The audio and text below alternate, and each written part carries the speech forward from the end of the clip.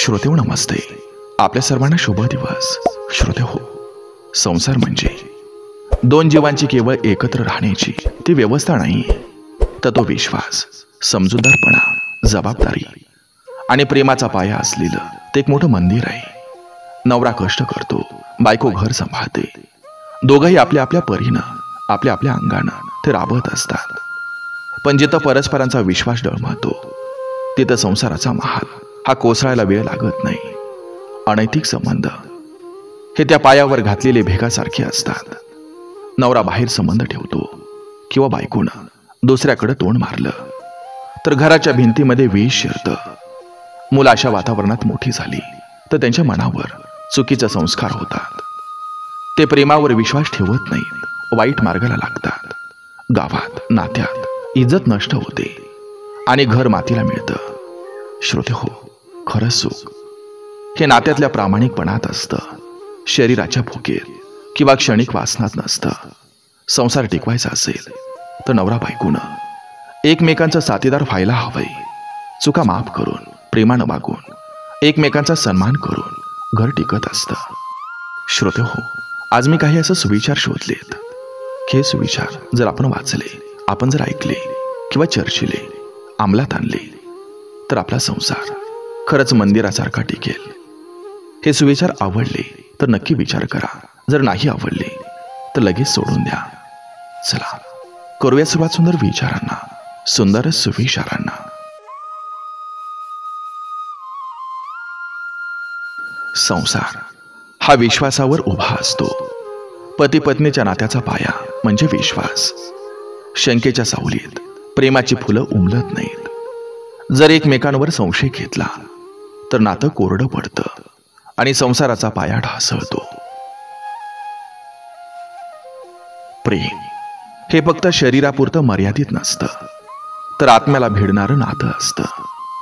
शरीराची जवळीक क्षणिक असते, पण आत्म्याचं प्रेम आयुष्यभर टिकतं.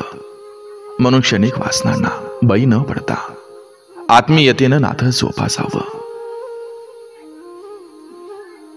अनैतिक संबंध सुख देत नाहीत, उलट संसार उद्ध्वस्त करतात. जे सुख वाटतं ते क्षणभराचं असतं, पण त्यानंतर उरतो तो पश्चाताप, घर मोडणं, मुलांच्या आयुष्यावर पडलेलं काळे डाग.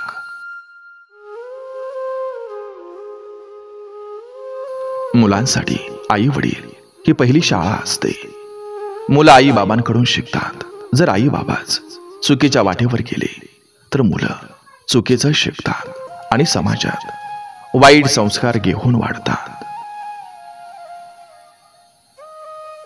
बायको घराची शान असते, नवरा घराचा आधार असतो. नवऱ्याचा कष्टाचा पाया आणि बायकोच्या सांभाळाची शान मिळून घर उभं राहतं. एकानं जबाबदारी टाळली तर घरातली शांती संपते. घर म्हणजे इज्जत, आणि इज्जत म्हणजे माणसाचा खरा दागिना.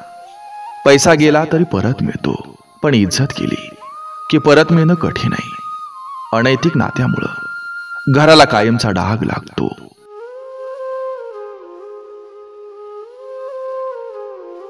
विश्वास हरवला की प्रेम टिकत नाही. विश्वास हेच नात्याचं गोंद आहे.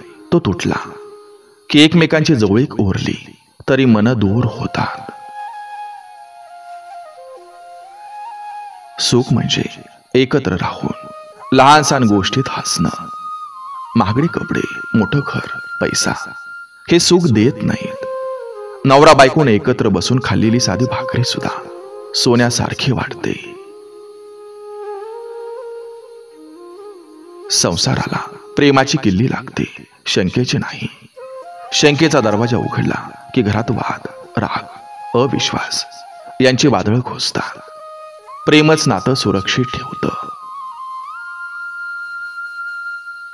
ज्यानं घर टिकवलं तोच खरा शूरवीर. घर मोडणं सोपं असतं, पण टिकवण्यासाठी संयम, माया आणि शहाणपण लागतं.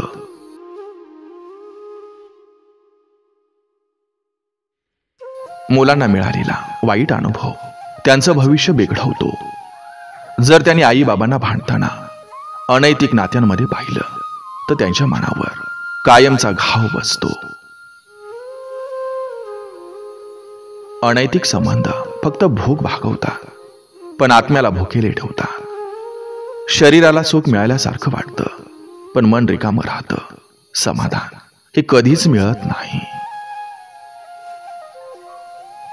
घर टिकवायचं असेल तर अहंकाराचा त्याग हा करावाच लागतो. मी बरोबर आहे ही भावना संसाराला मारक असते. आपण ही भावना नातं वाचवते.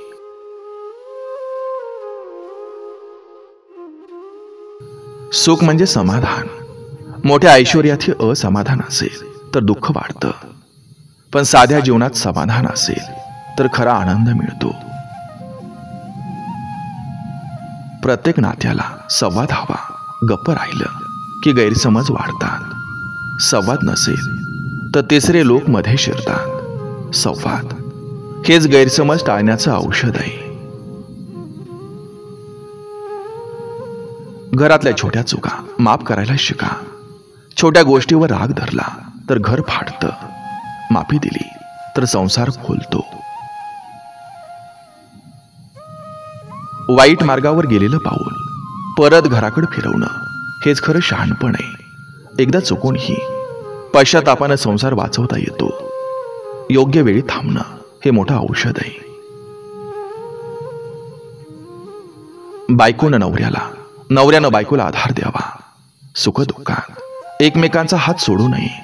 संसार हा एकत्र चालायचा प्रवास आहे. घर म्हणजे मंदिर, त्यातली पवित्रता जपावी लागते. अनैतिक नात्याने मंदिराची पवित्रता हरवते. स्वच्छतेसारखीच नात्यांची शुद्धता राखावी लागते.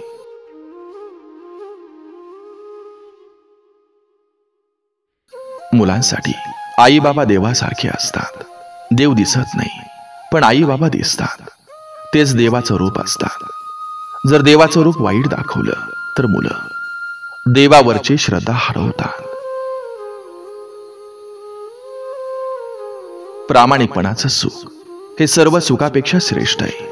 पैसा, वासना, भोग यातून मिळणारं सुख हे क्षणिक असतं. प्रामाणिकतेतून मिळणारं सुख हे कायम राहतं. अनैतिक नातं फक्त घर मोडत नाही तर मनही मोडतं. बाहेरून घर दिसतं, पण आतल्या आत्म्याला कायमचा घाव लागतो.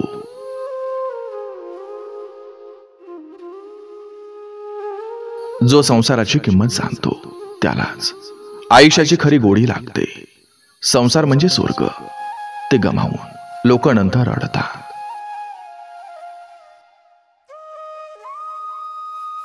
जिथं पती पत्नीमध्ये आदर आहे तिथं वैराणीतही सुख आहे. पैसा नसला तरी आदर असेल तर जीवन गोड होतं. ज्याला अनैतिक संबंधात सुख दिसतं त्यानं आपल्या मनाचा आरसा पाहावा. सुख शरीरात नसतं, मनात असतं. मन घाण झालं तर बाहेरचं सोनंही फोल ठरतं. मुलं चुकीच्या वाटेवर जाण्याचं कारण म्हणजे घरातलं वातावरण. मुलं जशी बघतात तशी घडतात. त्यामुळं आई बाबांनी आपलं वागणं नीट ठेवलं पाहिजे. बाहेर सुख शोधणारा माणूस आतल्या आनंदाला मुकतो. खरा खजिना घरात असतो. बाहेर धावणाऱ्यांना तो कधीच दिसत नाही.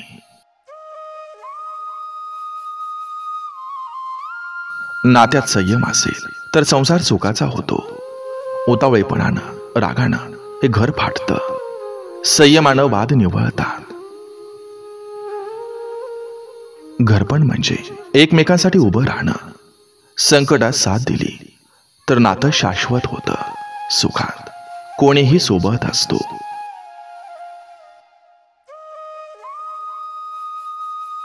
अनैतिकतेच्या वाटा या जर सोडल्या तर घरातली पवित्रता परत येते. घर कोसळलं तरी नव्यानं उभं करता येतं. पण अनैतिकतेत अडकलेलं मन हे सोडवल्याशिवाय खरं सुख मिळत नाही.